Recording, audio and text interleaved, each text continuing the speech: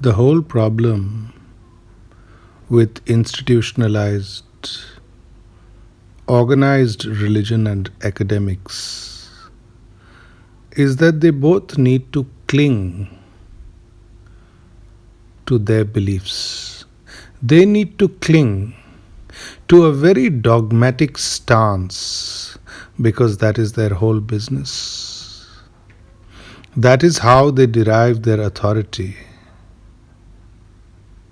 Now, at the level of religion, it's understandable. But at the level of academics, I always have a problem. And I have seen this with very well read people. They simply refuse to accept the larger picture of religion. There are whole departments of religion in Western universities, in Indian universities, but they're doing nothing much to bridge religions, to bridge the gap between religions, and that remains the whole problem. For example, I often speak about the interconnections between Indian thought, Hinduism, and Japanese culture, Japanese spirituality, and so on. Now, I am surprised why people are not more open to these ideas. The connections are obvious. The very word Zen, the entire basis of sublime Japanese ideas, Zen mysticism, Zen spirituality, is derived from the Sanskrit word dhyan. There you have the first connection. Zen is dhyan in a Japanese sense. There's nothing about Buddhism as such or Hinduism as such when it comes to meditation. Meditation, the search for truth, the search for enlightenment, is a universal aspiration. So we can see through this that India has been a birthplace of some of the core concepts which are followed in the Orient. Dhyan, the most fundamental, the most basic, yet the most high quest in the mystic area, in the mystic arena, in the mystic field. And all of Japanese culture is imbued with this spirit of Zen, with this spirit that there is something about going back to utter clarity of being, utter simplicity of being, utter clarity in thought that creates its own beauty, its own value. Which is why a person like Steve Jobs based the entire design aesthetic of Apple computer on Zen aesthetics. Clear cut, beautiful, functional, at the same time carrying some extraordinary simplicity and beauty. That miraculousness of beauty is hidden deep inside the heart of Zen. And yes, I am asserting that Zen and Vedanta share the same roots. Zen is a derivation of the oldest ideas of the rishis, of the munis, of the ascetics, of Vedanta itself. Zen is a flowering of that aesthetic. Zen is a flowering of that mystic search, which happened in India thousands of years ago and which continued in an unbroken stream.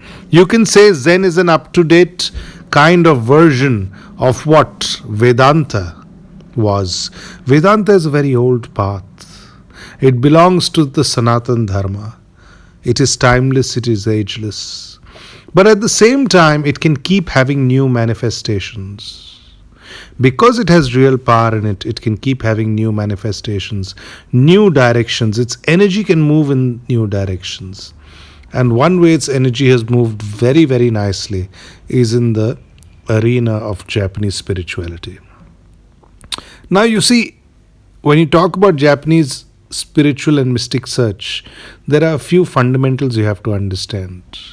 The first thing is that we can take as a very definitive example of it the entire code of the Japanese warrior, the Bushido code. That is, in a way, the code of the samurai. It is also the code of the ninja, in a way. Though in a more covert form, the way of the samurai is a more overt form. It can be discussed. The ninja are more secretive. But the whole idea is the same, that to be a good warrior, there are a few clear-cut things you have to understand. First is the evaporation of fear by understanding that you are consciousness and not mind-body. And this is very much a Vedantic Hindu idea. The emphasis of the Vedas and the Upanishads is always on consciousness. Forget that you are a biomechanism. Forget that you are a mind body. No, that is just the outer part of you. At your very essence, you are comprised of pure consciousness. And how can consciousness be killed? Consciousness can simply take another manifestation. So the whole idea of the warrior becomes one of fearlessness through this identification with consciousness. And through this very identification, a great meditativeness starts arising and radiating through his actions on the battlefield, through his words, through his acts, through the ability to confront death with a great deal of clarity. So there you have it. That is about the warrior code. In a way, it harkens back to the warrior code of the Bhagavad Gita itself. In a way, the samurai warrior is a newer version of Arjun on the battlefield. He's surrendered to the facticity of death. He's surrendered to a greater power. He's become an instrument of a power acting through him, and thereby does he become a greater warrior. The second thing is to meditate on death itself. To not run away from the question of death, to confront death as it is. Not by thinking of an afterlife, not by thinking of a heaven and hell, no. By thinking of the moment, here and now. All of heaven is here, all of hell is here. It is up to you how you are acting now that creates your own hell, your own heaven. It is all upon your awareness. It's the old Zen story about a samurai visiting a Zen master, and he asks him, what is hell, what is heaven? And the Zen master immediately rebukes him, shouts at him. And the samurai gets so angry that he pulls out his sword, and the Zen master immediately laughs and says, see, that is hell. You have reacted to me with anger, that is hell. And the samurai realizes, he puts his back into the sword back into the sheath, and the master says, yes, now you know what heaven is. So in the moment we are able to create heaven and hell. That is the whole position of Zen. And that is also the position of the Upanishads. That is also the position of the Vedanta. Vedanta does not talk about very childish things about going to hell, going to heaven and so on. It says you create your own hell, you create your own heaven. Ultimately, a material place like heaven and hell is simply an illusion. It does not exist in actuality. It does not exist in a material sphere, but yes, it does exist in an existential sphere, in a space of the sacred, in the space of consciousness.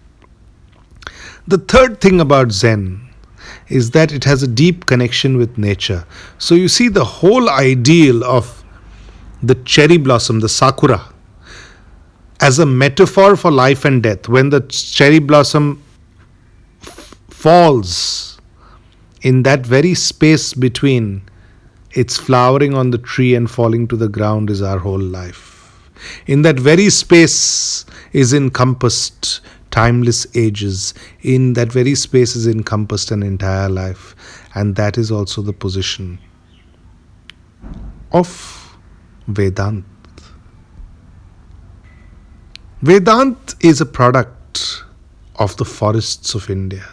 Unfortunately, in today's India, we are not going to have any more forests left. That is the fact of it. But the religion of Vedant, the ideals of Vedant, the spirituality of Vedanta has been born deep in the heart of the forests of India. Sitting under trees, the rishis composed. They transmitted their teachings, the Shruti that was received through their consciousness, that message which was received through their consciousness was recorded deep in the forests. Which is why the rivers are sacred in India. The Himalayas are sacred in India. And in Japan too, it is Mount Fuji. So Mount Fuji, you can say, is a Japanese version of the Himalayas. It is very interesting.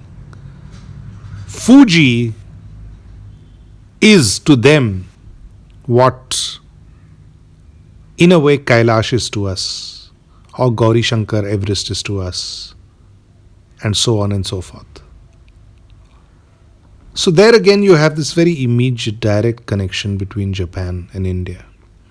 At a very spiritual level. You see, when you try and understand two cultures, one way of going about it is a very academic way of going about it, enumerating what is common in terms of culture, language, so on and so forth.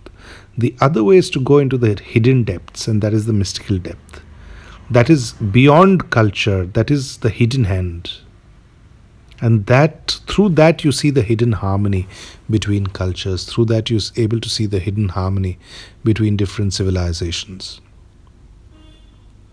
So the whole quest of Zen is ultimately enlightenment. It is the Satori movement towards enlightenment. And the whole movement of Hindu thought, Indian thought of old, Sanatan Dharma, is mukti, is moksha. Freedom and enlightenment, but more importantly even is the state of samadhi. Everything burned down. All illusions destroyed. Utter clarity. So samadhi and satori are related, but samadhi is an even more profound experience because the person in samadhi is said to be a non-returner. Once you experience the samadhi state, there is no going back. You have achieved the very peak. Satori is like going to the peak, but you can come back again. And again you can go to the peak and come back again. So these are minor differences, but at the very heart, even samadhi and satori are joined together. So you see, though worlds apart, Japan and India share something very ancient, something very profound, something beyond space, time, geography, etc. They share a basic value system which, in a way, the Japanese have been far better able to put into action in the last 60, 70 years. They have been able to put it into purposeful things, rebuilding their country, creating value, creating things of quality, respecting art and culture, having civic sense.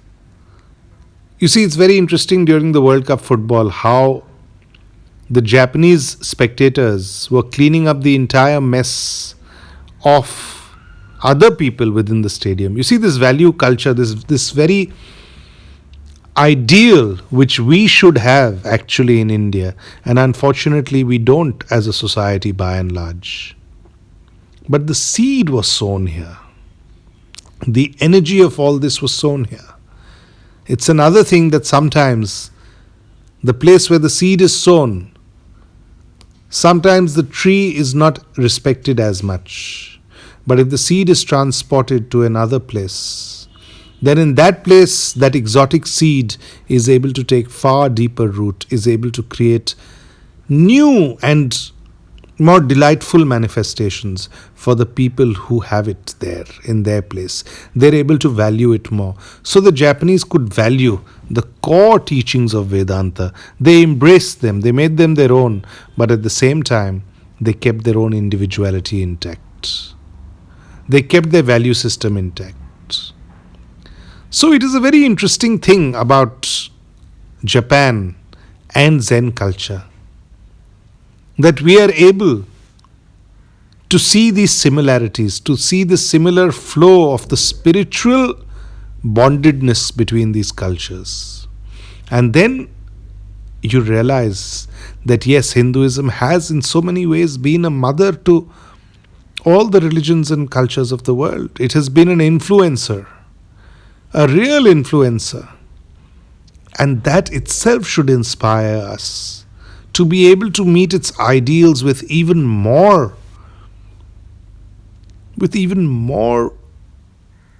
inner clarity, inner persuasive belief, inner conviction that yes, we too can look to its highest ideals and manifest fulfillment in our life, quality in our work, quality in our relationships, and move towards truly successful living, not just as an individual, but as a society, as a nation, as an entire ecosphere, this entirety of South Asia where Hinduism was so prevalent, Southeast Asia as well. And respect that for what it was, but more importantly, be able to revive it to a degree which takes us towards a greater harmony, which takes us towards the true realization of its highest ideals.